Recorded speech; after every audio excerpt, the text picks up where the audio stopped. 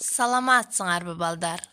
Бүгүнкү сабактын темасы залкар комузчулар. Алгач сабакка максат коюп алалы. Бүгүнкү сабактын максаты Кыргыздын залкар комузчулары жөнүндө маалыматка ээ болосуңар. 3 про, жалгыз тек, 3 кыл комуз, чертилбейт, күүгө келбейт, чебер колсуз, оп-оңой, көргөн көзгө жөп жөнөкөй, бирок да өнөрү бар, айтып болгус. Биз колуна комуз кармап, комуз черткен адамды комузчу деп тааныганыбыз менен, алар да ич ара бөлүнүшкөн.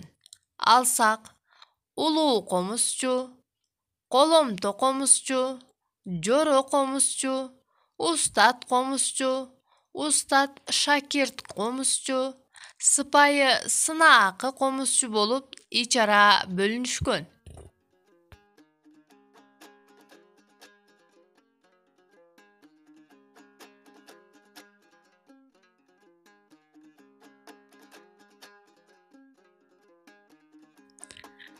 Кыргыздын залкар комузчуларынын бири Атай Огонбаев. Өз кезегинде алдына адам салдырбаган улуу комузчу болгон. Андан өтүп эч ким комуз черте алган эмес. Андан кийин Эркесары Бекбазар уулу. Бул да Кыргыздын бир залкар комузчусу. Же болбосо күү жаратуучусу деп койсок да болот. Андан кийинкиси Ыбрай Туманов. Кыргыздын 3 кыл комузун күүгө салып, баарын таң калтырган комузчу Карамолдо Орозов. Өз кезегинде баарын таң калтырып, баарын өзүнө караткан комузчу Мураталы Күрөңкеев. Ошондой эле Токтогул Сатылганов. Биздин залкар комузчулардын дагы бирөөсү Нурак Абдрахманов. Ошондой эле аял затынан чыккан комузчу бул Самара Токтакунова. 3 кыл комуздан чыккан күү баарын таң калтырып, баарын өзүнүн айланасына топтоп, ар кандай ойго салган. Кыргыз элинин музыка маданиятынын эң бай булактарынын бири элдик ырлары жана күүлөрү болгон. Булар калкыбыздын турмушунда өтө чоң роль ойногон.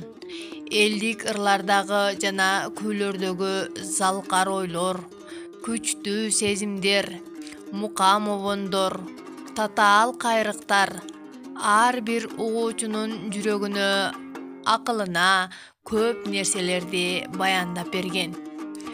Өткөн заманда комузуну жайлоодо, боз үйлөрдө жаңырса, бүгүнкү күндө дүйнөлүк аренага чыгып, баарын таң калтырууда. Комузчулары заманына жараша бардыгы чебер, ууз болушкан. Комуз чертүү боюнча дагы, комузду даярдоодо дагы көптөгөн комузчулар комуз аспабын черткенди гана эмес, чапканды да билишкен.